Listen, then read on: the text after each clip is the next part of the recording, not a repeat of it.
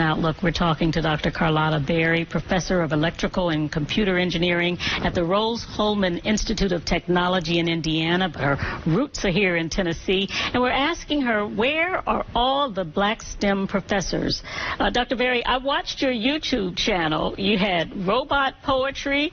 Besides your technical writing, it seems you've authored a romance novel. You had segments with your daughter called Kitchen Table Circuits. You are a hit. How is it that you came up with all of these different ways to talk about science and engineering and robotics?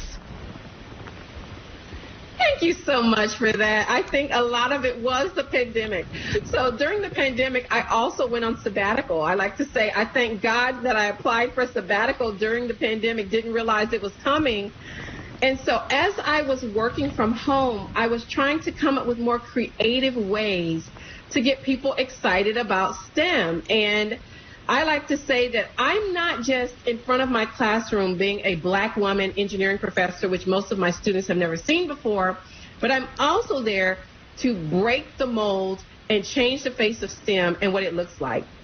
One of my greatest compliments is when my students tell me, you don't act like my other professors. You don't act like my other engineering professors. And I'm like, I agree with that because I want to be different, because I want you to see that there are a diversity of ways to be excited about STEM.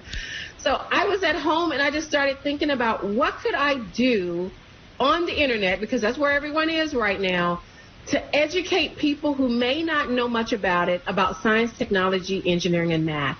And it became very creative. For example, the videos with my daughter were really just me tutoring her and me deciding, why don't I make these into like posts? I was going to do it anyway, so why not share them?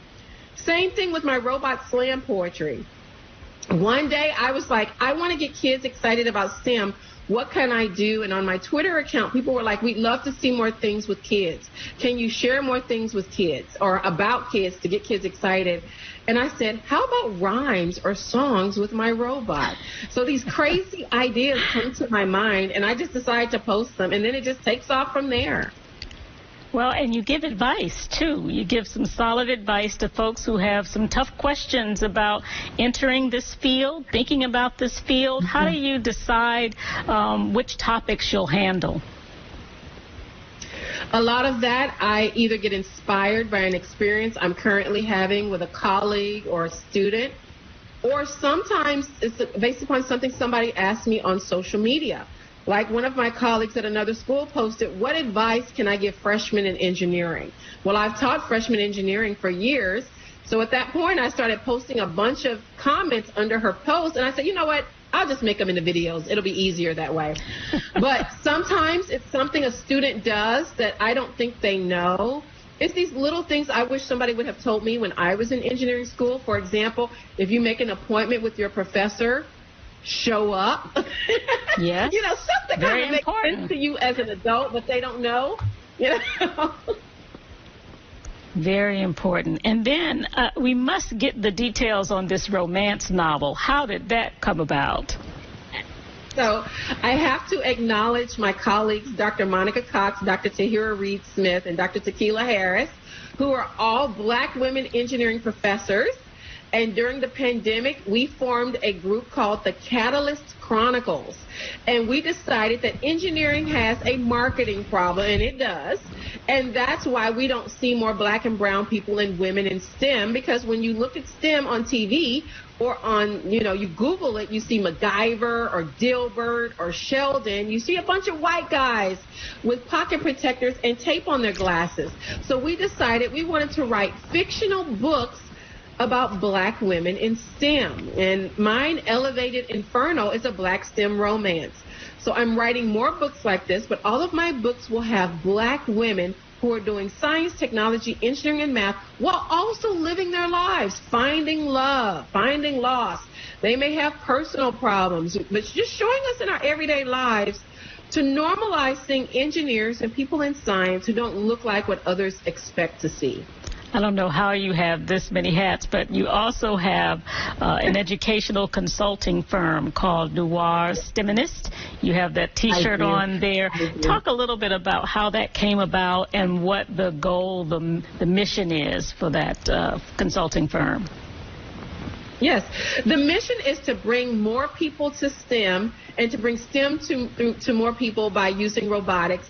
And it was also born during the pandemic. It was a busy 2020 for me. That year, I co-founded Black in Engineering and Black in Robotics with my colleagues, and I also launched my company. And my company came from once I started becoming more active on social media and people saw my content on robotics and STEM, I was being asked to give a lot of workshops and give a lot of talks, and I slowly became overwhelmed because I am also a mom, a wife, and a professor.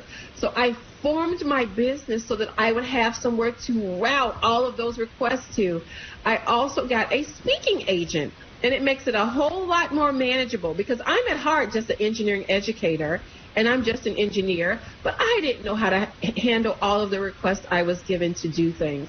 So it's a great way for me to manage that and also to be a consultant. And now that I have this business, I have given workshops to companies on STEM diversity, on bias in AI.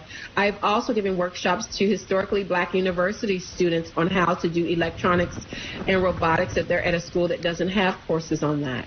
Do you feel that your conversations, that your talks are truly making a difference? Are you seeing the numbers creep up in any way?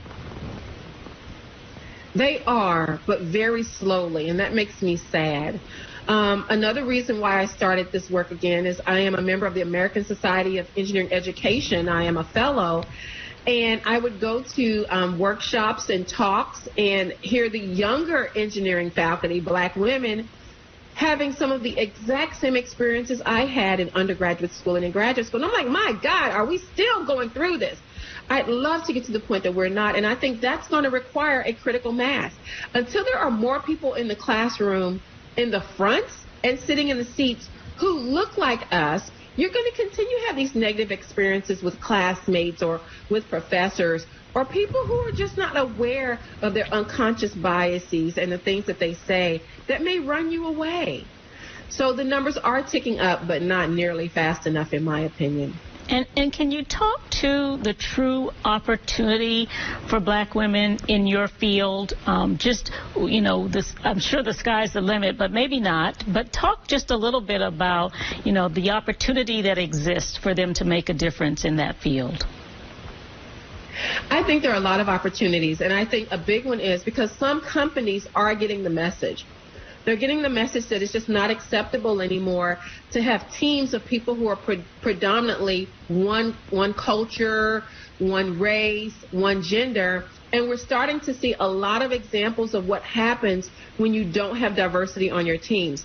We see things like coded bias, facial recognition that doesn't recognize Black and brown faces. We also see where technologies like highly pixelated images on Twitter are then corrected to make everyone into the face of a white male, including President Barack Obama. So companies do not want to have to deal with the challenges of what happens when you don't have an inclusive environment and when your technology is biased. So because of that, especially through my Black in Robotics organization, we're starting to see them reach out to us and ask us, how do we recruit more Black and brown and female engineers to our company? And we talk to them about, you need to have an active diversity plan that is more than just lip service, and make sure that if we encourage our colleagues to come and work there, it's going to be a positive experience where they feel welcomed and can contribute and have a voice in the organization. So there are lots of opportunities for our colleagues to be members of these diverse teams if they go and work for companies that understand the mission. And the opportunities at those companies, to your point, are increasing because most everybody these days is trying to make sure they have that inclusive diversity piece that's represented well in their business. Absolutely. Talk, we got a minute or so left about the importance of sort of reaching people where they are to get them interested in STEM. So absolutely. Something else that I've started that's not really on social media yet is I have also designed a series of children's books, right? Wow. It's never too early to start studying STEM. In fact, I shared a picture yesterday of my daughter. At 3 years old, I had her in the middle of robots. Even though she couldn't code yet, she knew what a robot was. So I am writing some children's books, and the first one's going to be entitled, There's a Robot in My Closet. And there's a little black girl, Malika, that has a robot in her closet, and she wants to share it with her family. One of the challenges we may have is that some children want to study STEM, but they may not have parents who can help with that. So the more things that we can design at various levels to help parents and kids, our workshops are for adults and children, to get them introduced to robotics and STEM and programming and technology, and to help you start wherever your skill levels are. That is absolutely important. Now, I'll mention one more thing. I'm also an open source hardware trailblazer. So one of the things we're doing is I'm designing robots that are low cost and that people can then print at home if you have a 3D printer, or you can go somewhere and get one, so that people can have these things in their hands to explore this technology with their kids without paying an arm and a leg for it. You've got just a wealth of knowledge, a wealth of advice, and so much that you can offer. How can people connect with you? Absolutely. My website is probably the first place, and from there you can connect to my YouTube channel and any of my social media, and it's Noirstiminist.com, Noirstiminist.com, Noirstiminist. Perfect. Thank you so much, Dr. Carlotta Berry. It's been a pleasure talking to you. I've learned so much. You've got people motivated, I know, and a hometown girl that's doing her thing. So we so appreciate you. Thank you for having me, and I'm so excited about being back in Nashville, even virtually. Excellent, excellent. Well, thank you so much for joining us, and thank you for being here. We will see you again next time.